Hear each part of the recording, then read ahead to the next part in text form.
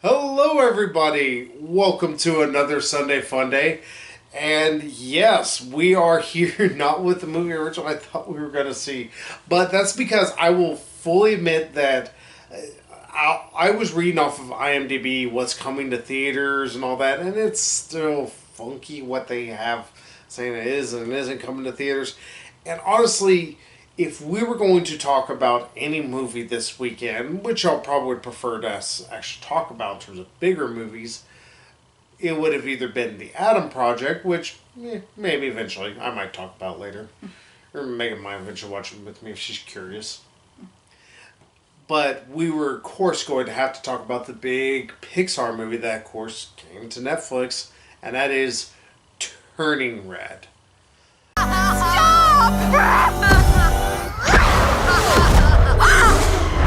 It's gonna be me. And I will fully tell y'all I got this title mixed up about 28 times, and it does not help that I know this movie's been in production for a while.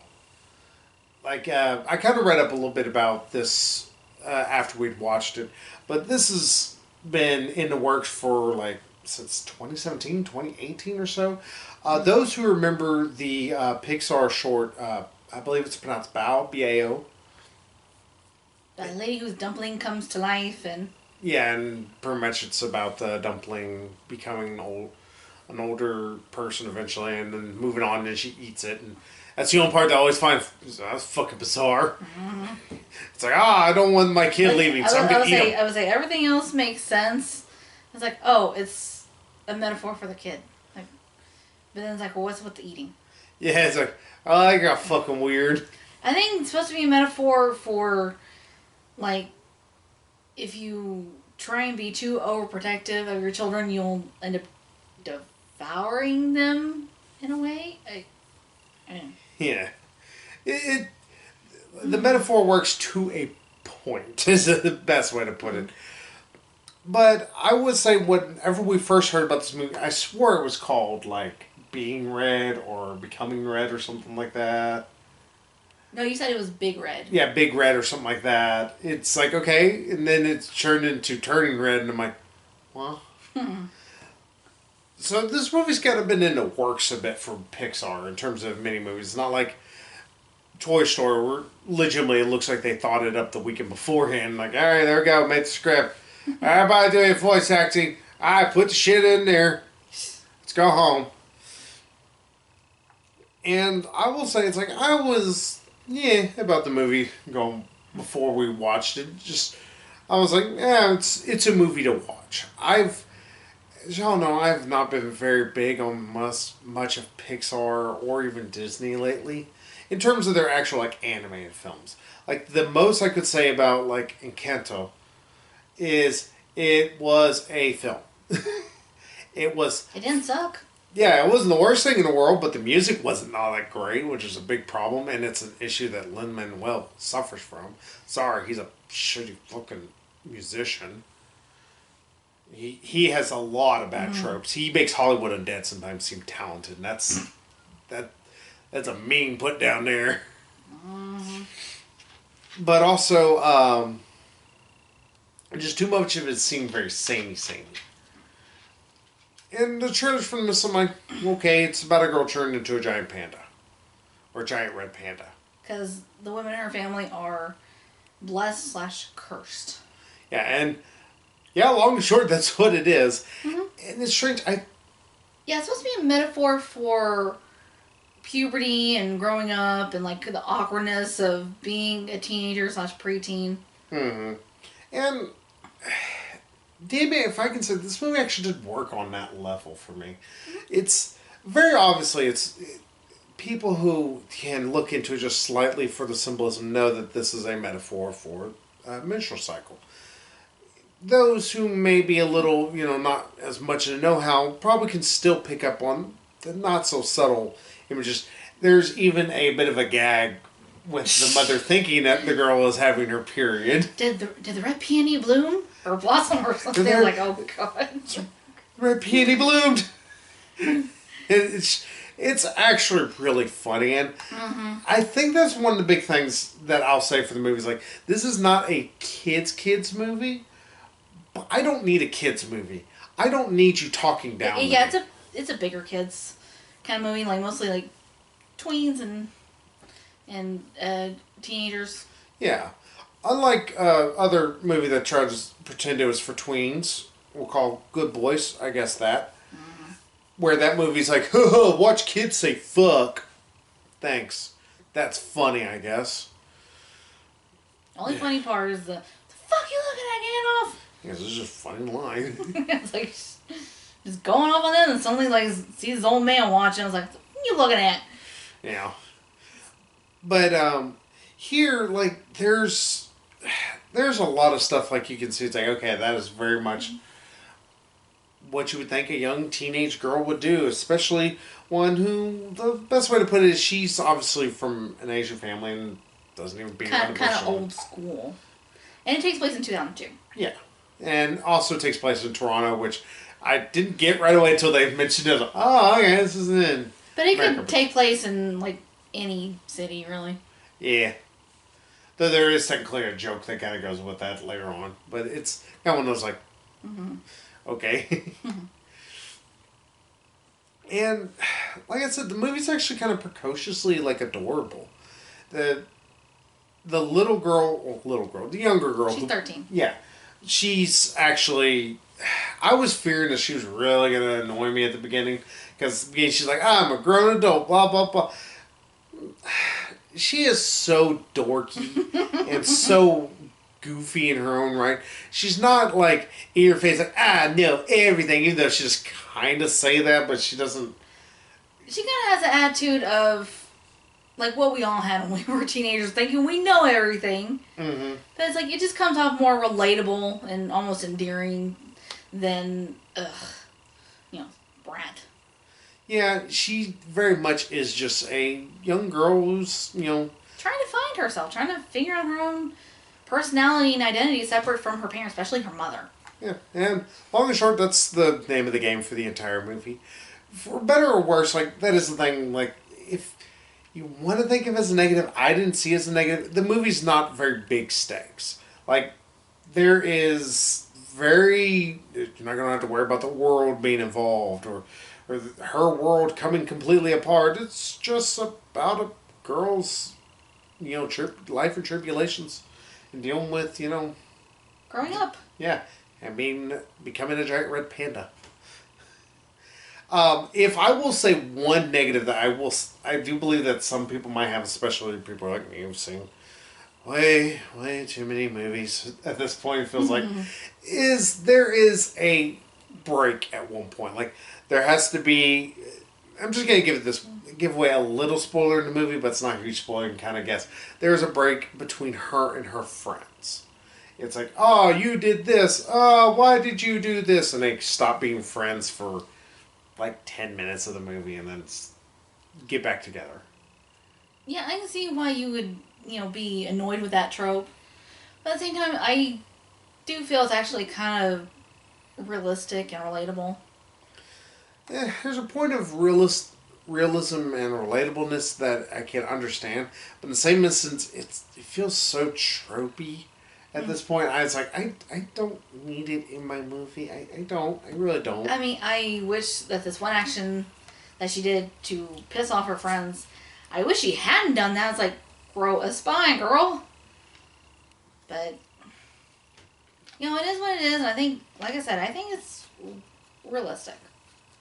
It doesn't. And in the end, she does apologize, like, hey, I'm sorry for that.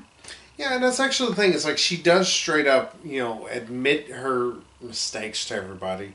Yeah. And sure, they do kind of pretty quickly... Forgive her. Yeah, forgive her, which, to be fair, teenagers used to be pretty easily forgiven.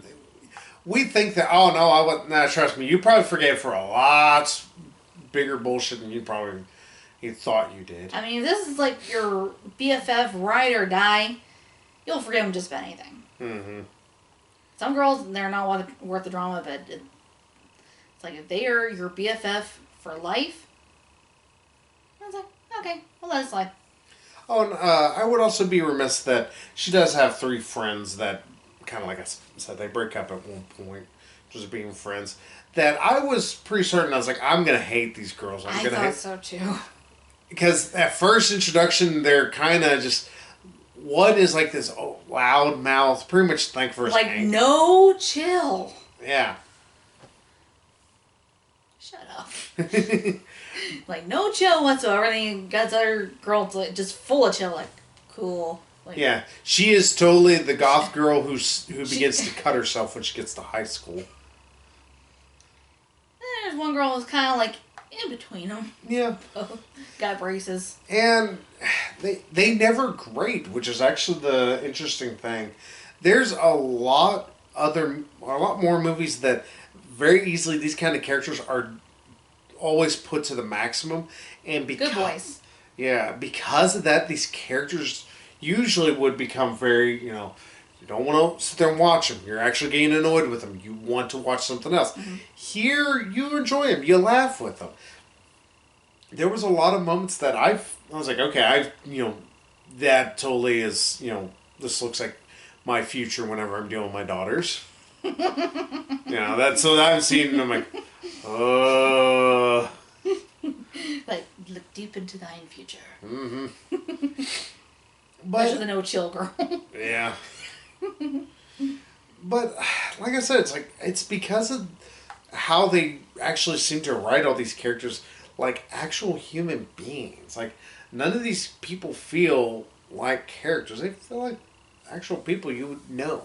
Probably people you knew from back in high school, surprisingly enough. Yeah, it would not surprise me if the person who wrote this, I think it was a woman. Mm-hmm. I would not be surprised if she based it on people she knew growing up. She did. That's what I kind of read on the post. Oh, okay. Like, she said that the Permish, for lack of a better way, even though they're all really good friends, her best friend out of them all was based on her best friend. I think she's still friends with now. I don't know. They're grown up, obviously, at this point. Mm. But yeah, yeah, they were actually kind of cute to watch together, and just like them being goofy and having fun together. Or when someone would put down one of them, they'll be like, "Oh, go away!" Just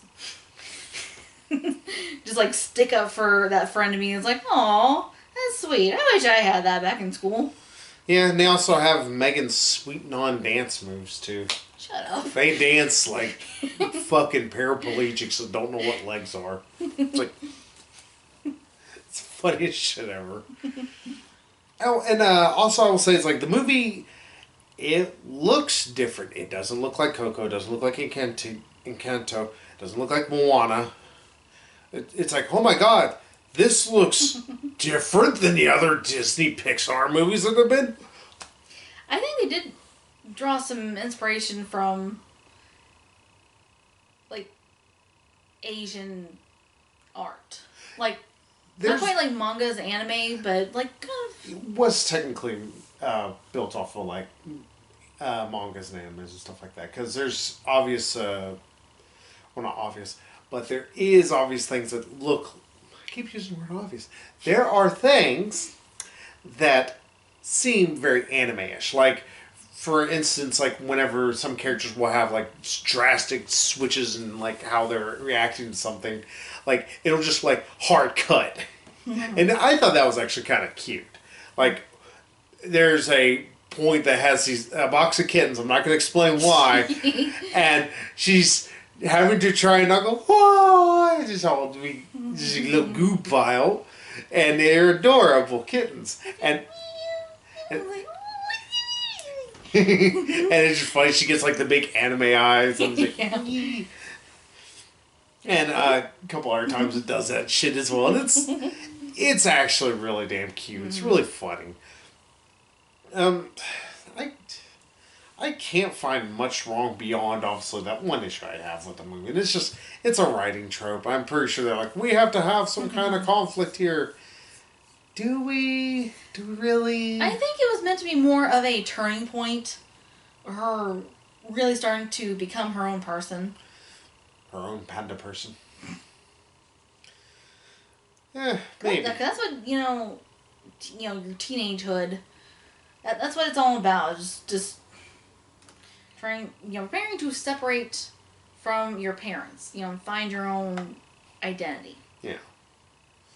Though, one thing I think we both need to talk about, and it doesn't have anything really to do directly with the movie, and it's this weird issue I've been seeing. Hey, people, we said this is for tweens and young adults, like, like stuff like that. Don't show this to kids. This is not really a kids' movie. There's gonna be some stuff they're not gonna really get, which is fine. But I mean, these people are like, "Oh, well, this is inappropriate." It's not. There's no cussing. It's not like you see someone having a period. Yeah, but there's like discussions of periods and pads, and apparently some parents are uncomfortable with the idea of having to explain to their younger children about this. It's like they're gonna learn about this stuff eventually, and also this stuff in the movie is tame compared to what we grew up on. Yeah. Rocco's Modern Life, Ren and Stimpy. Rocco's Modern Life, I will never forget. I wish I can remember the episode. I just know it's the episode where Rocco's car gets impounded. And the tow truck driver. No, it wasn't tow truck driver. It's another car that was in the impound. Like, the car calls him on the thing, and there's another car comes by him. You got a pretty mouth. It's like, holy shit! We just have a fucking first off Deliverance reference and a rape joke in a kids cartoon. And also, there's an episode where Rocco becomes a phone sex operator. Yeah. And the frequent hangout that he and his friends Heifer and Filbert like to go eat choky chicken. Yeah, it's like, guys, it's a literal masturbation joke. Well, dick pounding joke, let me put it that way. Yeah, Heifer at least had one point chokes on a chicken. Mm-hmm. Yeah, I was like, it's full of adult stuff. It's like, it flew way over our heads as kids. No, we just thought it was weird and unusual. And we, I think we found it funny, but we didn't know why it was funny. Mm-hmm.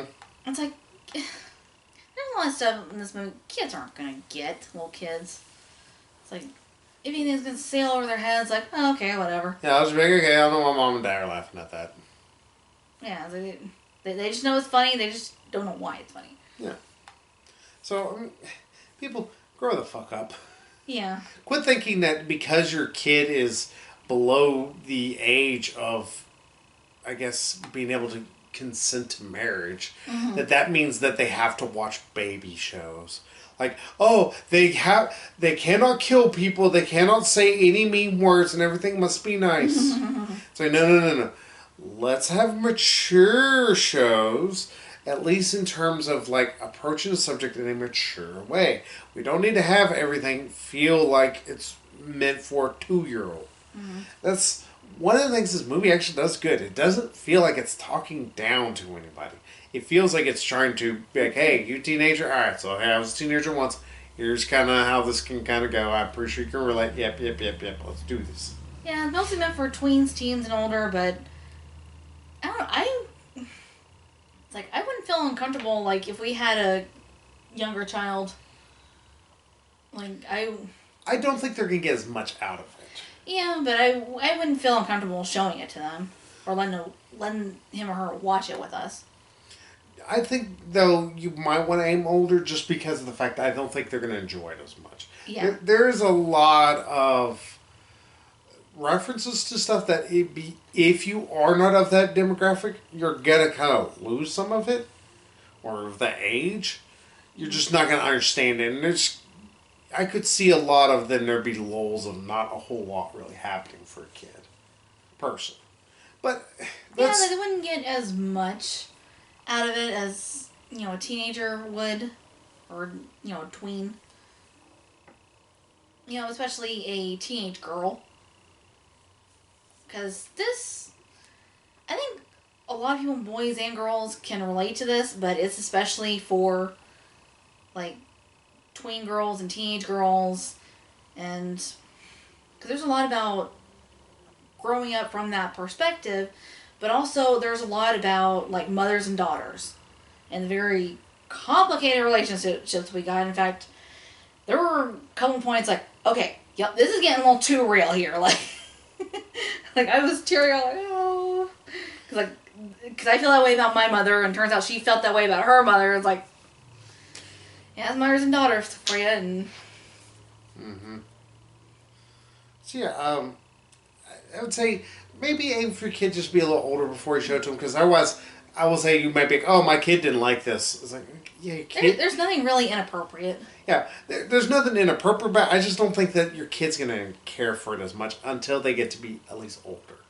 Like I'd say, like 9 is about the age where you can maybe start, maybe show it to them. But even then, I think they're still not going to be 100% like, oh, a lot of these jokes are still going over my head. Not that you're going to have to explain something, you poor pansies. But more importantly, just because, like I said, kids just won't enjoy it. It's my thinking. Mm-hmm. It's like, I don't give a flying fuck. I'm going to show kids RoboCop. And also, I've seen some parents, like, making a big stink about the main girl, Maylin, her behavior. It's like, oh, that's not okay to do that. It's like, that's kind of the point. Like, she just kind of spoil a little bit. She gets in big trouble. Which, as in Little China. That's it. I want a divorce. Too late. You stuck. That's what you think. You stuck with me. Mm-hmm. I know, you stuck with me.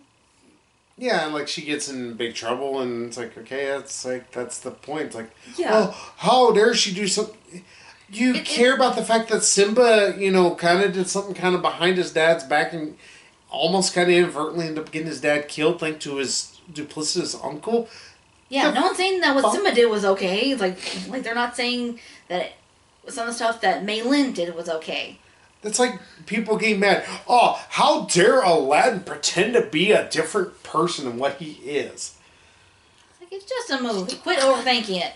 It's like, what do you want every character to be like? I am the villain. I will be doing villainous things, so just be wary. Woo!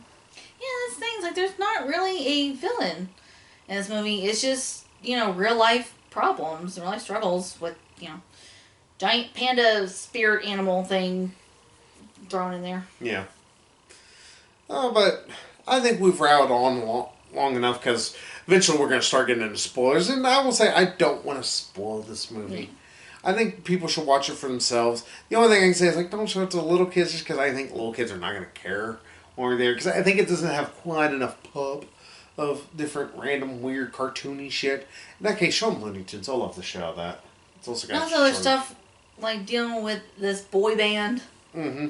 It's like they're not at that age yet. Yeah. Where it's like, okay, big whoop. Like, and wait till your kids start getting into BTS or whatever ends up taking over after they, disappear. Yeah, I just asked my mom about my NSYNC. My NSYNC period. I was about to say BTS. Like, you got that on my brain. I was about but my NSYNC period. Back in the day, she took me to a concert or two, and I feel sorry for your mom. She didn't even like the good boy band. That's sucky. Again, I want a divorce. Again, the good boy band out of them was Backstreet Boys. Their best songs were better than NSYNC's best songs. No. And their worst songs were better than NSYNC's best songs. No. I'll lick that finger. I was like, how about we cut this short and continue this debate here in a second? So, what would you give the movie that I cannot ever remember its damn title? Turning Red. Turning Big Red. I know, I'm just messing with you. But yeah, what would you give it as a final score? I think I gotta give it a 9. It's like, I kind of want to give it a 10, but I don't know that it's like that perfect. I know. I mean, it's like, it's really funny. It's really good. And it's really relatable, especially if you are a daughter or you have a daughter. If you were ever at one point a teenage girl, you can relate to this. I actually would fully agree with you. I'd give this a 9. Me, it's because, one, the break, and if I want to get a little more critical, let's say if I compare this to, say, like Hunchback of Notre Dame, or maybe even The Lion King, something like that, because my upper echelon of anime films, it's not got as much replayability as I think compared. It's still got a good amount of replayability. I just think after a while, as much as the humor's really good, it doesn't have a lot beyond the good humor, which is fine. That's what a movie can do. It's a good kids or I wouldn't even say kid. I would say it's a cute, like, kind of feel good movie. Yeah. Like you leave with a smile on your face. Yeah. You get mad this year. You're an asshole. And I actually do want to eventually own this. Yeah. So. If they decide to release it, I think they finally released Soul on DVD or Blu-ray. Maybe. I don't know. I think they've had Soul on Blu-ray for... After they released it. Well, yeah. So, yeah, that's... It's just like any movie being released in theaters. But I'm sorry, you were saying. But yeah, that's our review of Turning Red. Yeah, I can never remember the damn title, because it's only because it got called like 4 times, and I do distinctly remember seeing a trailer for this, that it was called like Big Red or something like that, or Being Red. And I was like, that's the reason why whenever we saw this again, I'm like, wait, wasn't that one movie? And I was like, wait, these are the same movie, they just got different titles now. I was so confused. And you're confusing me. I live confused, so Merry Christmas. So, hey, we'll be back next week. I don't know if we're going to revisit the well again of watching Disney Plus. Because I already said we were going to try and maybe watch the Cheaper by a Dozen remake. Remake. Yeah, remake. I don't know. I don't know if I have it in me. Worst case scenario, what we might end up doing is we might see if we can catch a viewing of one movie called X. It's an A24 movie. It's technically I think it's like a slasher thriller kind of film. It cannot be as bad as what we are fearing we're going to end up watching instead. Or we might just decide to watch The Adam Project and say, there we go, watch that movie. Yeah, and like, one of my coworkers said it was good. He was like, you got nothing else to watch? Like, but we'll see for ourselves, maybe. That is not a ringing endorsement. I There ain't know. nothing else to watch. You can watch this. That's No, like... It's like if you you got nothing else to do, nothing else to watch, like, yeah, go ahead and check it out. That is a backhanded fucking compliment. I think he liked it, but probably not as much as he's gonna like Turning Red, which he didn't even know was out until I told him. I was like, yeah, it came out last Friday. To be fair, our friend Manna didn't know about it. I told her like on Friday, whenever she was about to leave, she's like, "Oh, what you gonna do?" I'm making me gonna watch Turning Red. She's like, "Oh, that's out." I'm like, "Yeah, it's out now." I only know this because it was my dad's birthday. That's how I just remember. Well, also my smart TV console will flash like little ads and stuff, and it keeps telling us that. It's like, I know, we're gonna watch it. It's like, watch this free movie on YouTube. Watch this on Amazon Prime. Disney Plus. And yeah, it's like HBO Max. I'm like, okay. Advertising stuff for all these apps. Yeah, and streaming services. Mm-hmm. But hey, we'll figure out how we want to kill our brain cells next week. So until then, we'll see y'all there. So bye-bye, everybody. Bye-bye.